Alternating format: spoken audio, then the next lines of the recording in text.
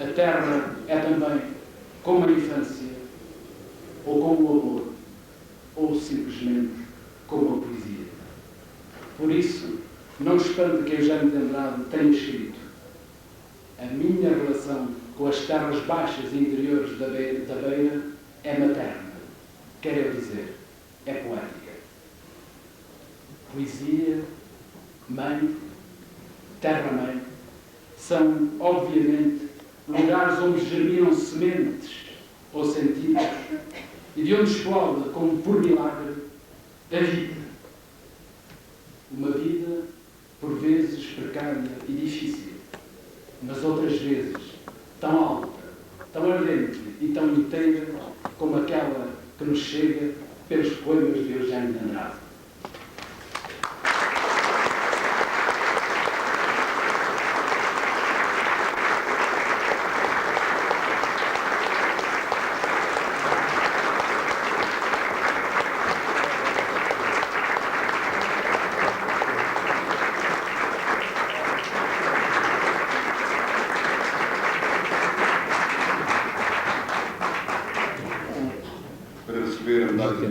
Meio municipal, chama o poeta Eugênio de Andrade.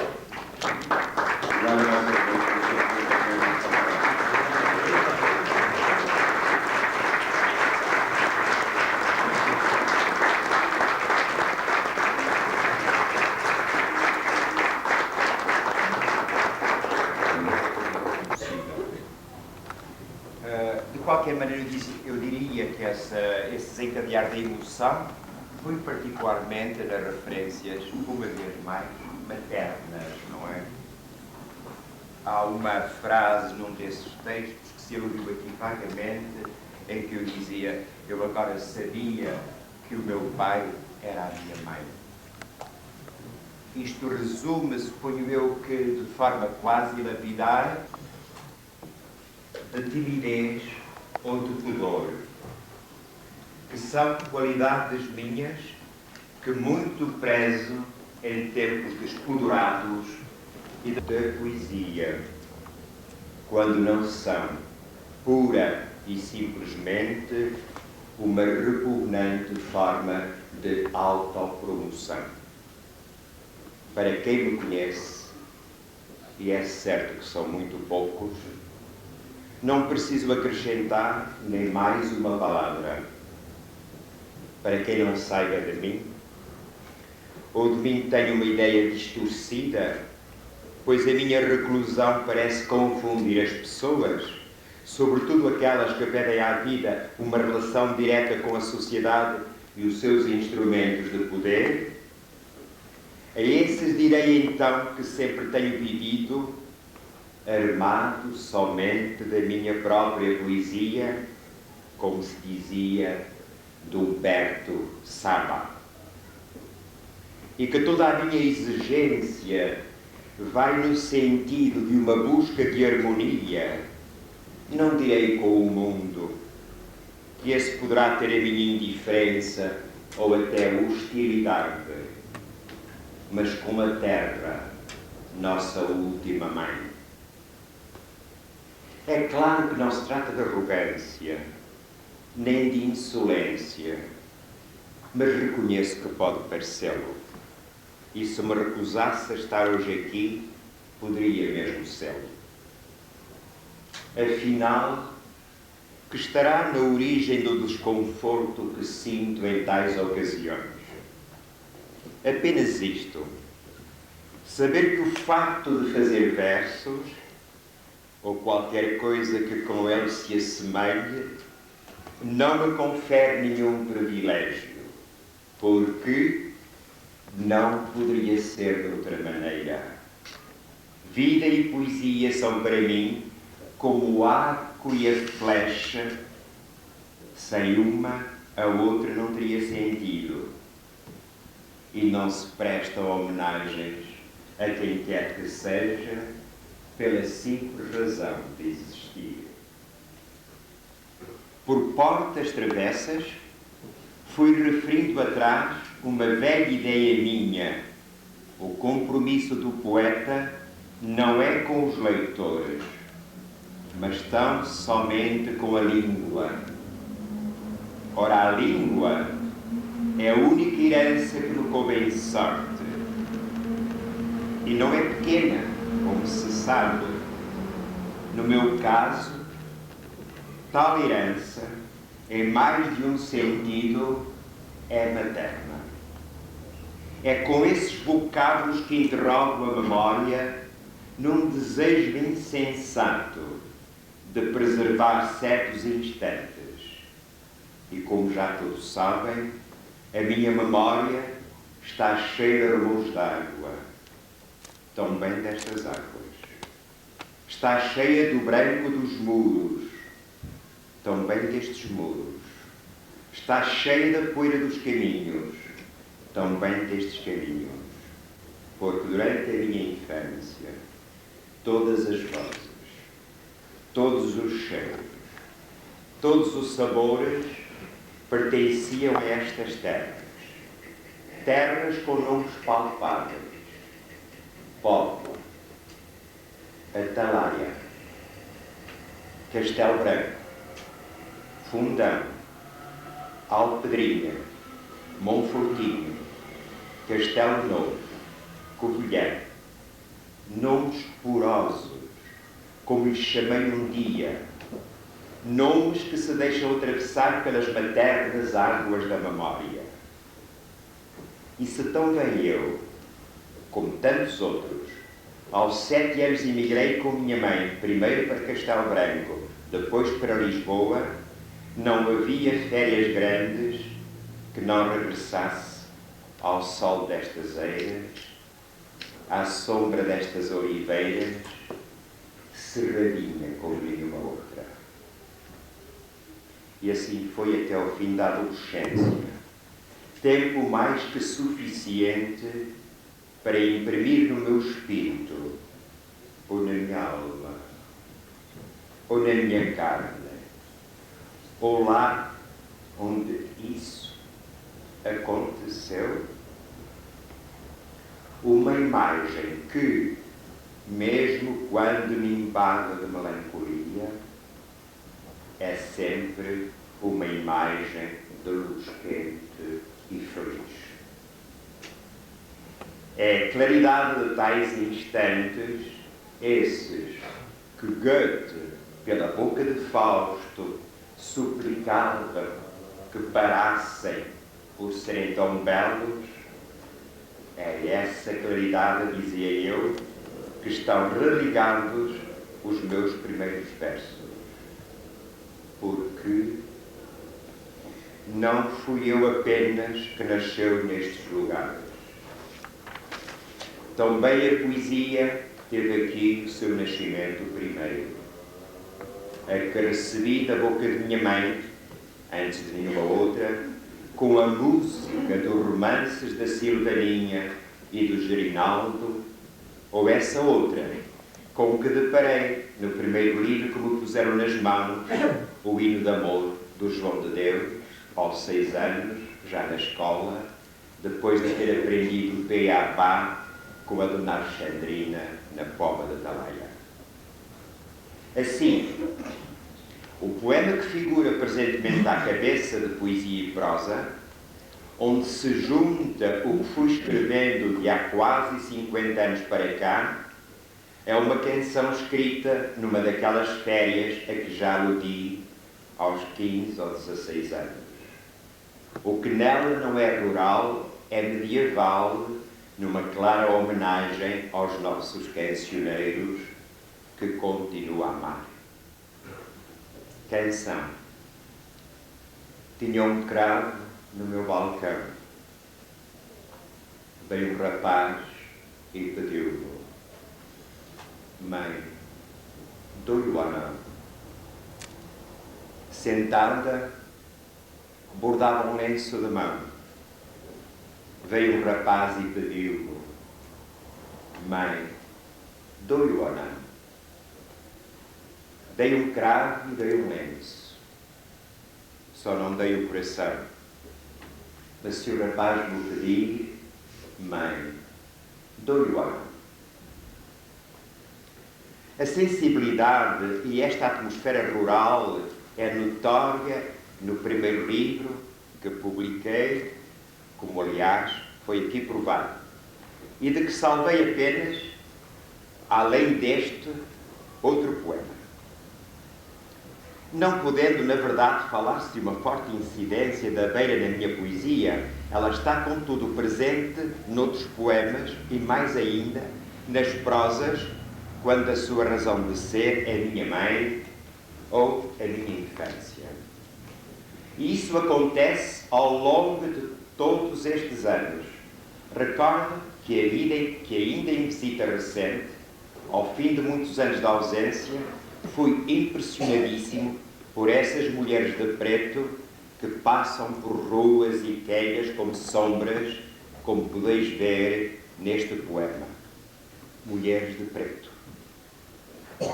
Há muito que são velhas, vestidas de preto até à alma.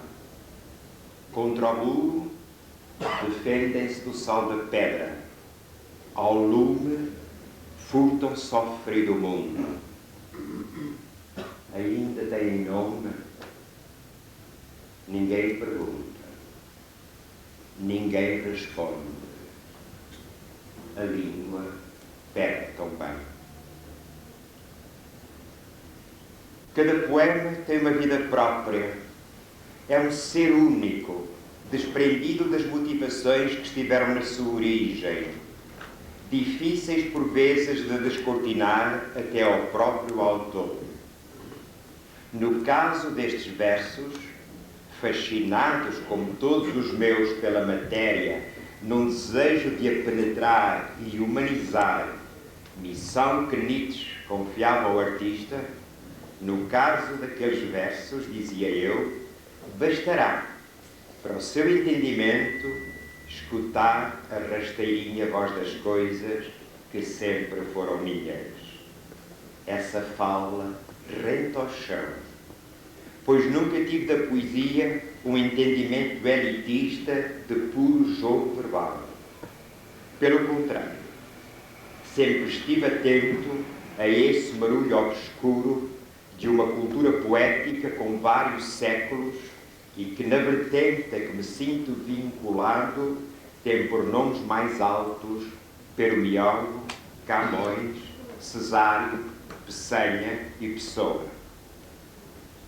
Apesar da minha memória ser por demais precária para as circunstâncias que me levaram a dar expressão a certas emoções ou certas visões, parece-me estarmos aqui em presença do que Ángel Crespo, a propósito do meu trabalho, chamou amor como conhecimento. Mas haverá outra maneira de se penetrar no obscuro domínio da poesia? Não sei se me acontece ter logo. As muitas edições e traduções existentes não bastam para o provar. Mas seja como for, há uma coisa de que quero dar testemunho. Não ando com a minha poesia às costas. Entre as muitas e deliciosas histórias de Jorge Luís Borges, há uma que gosto de contar por me sentir identificado com ela. Um dia, numa rua de Buenos Aires, um sujeito avista ao escritor e pressuroso corre ao seu encontro. O senhor é o Borges, não é verdade? Às vezes, respondeu ele. É assim. Às vezes, a graça da poesia visita-nos, a mim, a vocês. E temos que ficar-lhe gratos. Eu, por ter escrito o poema, vocês, por o terem recriado quando o leem. É quase o mesmo. Muito obrigado. Boa tarde.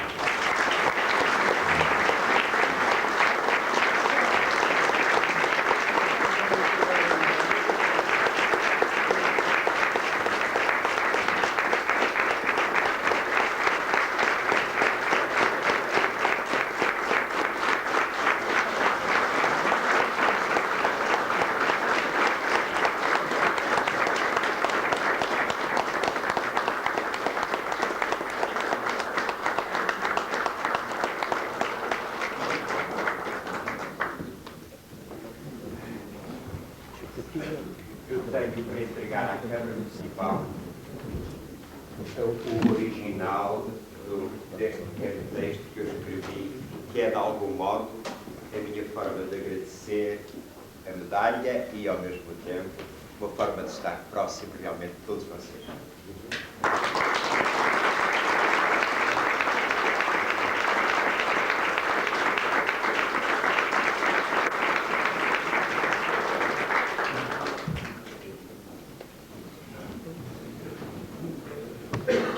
Vai usar a palavra o Sr. Presidente da Assembleia Municipal de Fundão, engenheiro António Terra.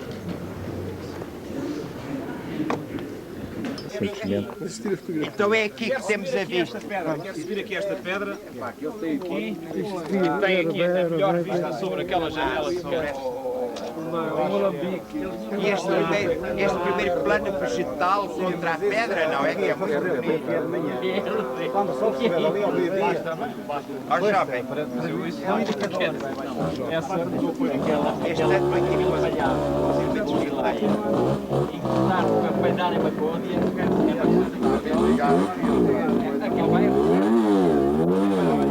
Visitável.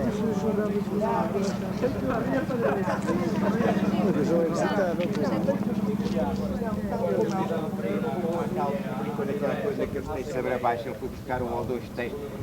Esse textozinho, manhã de Nepina, o qual ao fundo, esse texto eu sempre, muita gente me pediu para publicar isso, gostam muito, não é?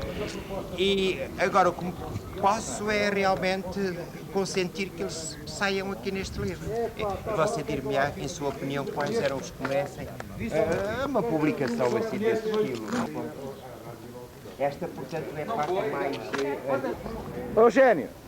Já saí na saída. Na saída. Lá! Isto era um donativo.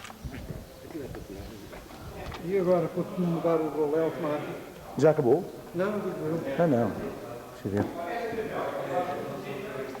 Deixa eu ver. É bonito este. É verdade. Isto é lindo. Isto é lindo. É muito dinheiro. Mas é bonito. Espero aí tenha dor da vida O que é que cheira aqui? Cheira a santidade. Cheira a essa. Olha lá. Aqui o capela é bonito e o Cristo. É pá, que luz tão bonita ali está. E o que é que isso significa? Mas admite-se, portanto, que esta tecnologia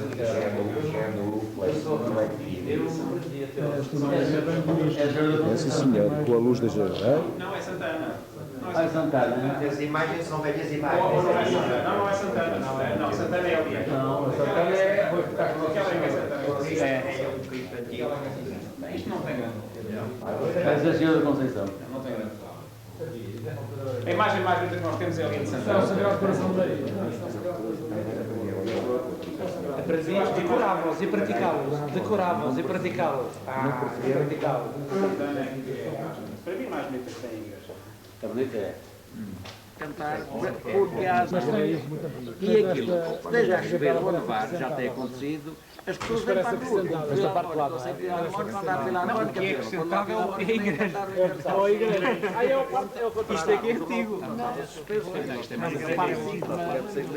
Não, a parte de cima, pois. Aquela gente entendeu. Como forma de fazer parte era parar à porta do normal e estiverem ali, isto estava a chover. E aquela gente sai ali na restauração e nós vamos voltar. Eles estavam na que era uma pensão que ainda hoje existe, a pensão que está ao lado e vai de lá de cima e começa a o arcomado. Não, consigo a curva do triangular. E um tipo de cara. Está bem. Mas estas coisas depois também. Aqui é punha-se o ladrão, a gente vai esfregar. Com toda a barra. Em 1965. Em 1965. Ó, Fernando.